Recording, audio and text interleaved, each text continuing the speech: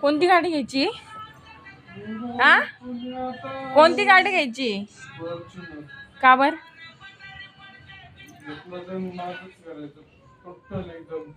कोण घेऊन देईन? आ म्हणजे काढायची आणि घेऊन यायची. चालेल काय तुम्हाला? घ्यायची तर फॉर्च्युनर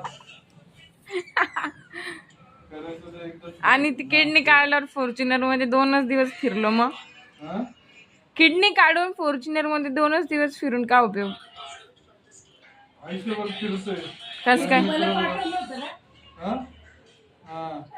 विठ्ठल बाप एका किडनीवर किती 15-20 वर्षापासून आहे. आम्ही काय नाही जगणार रे. हा का? मग आमच्या किडन्या दोघींच्या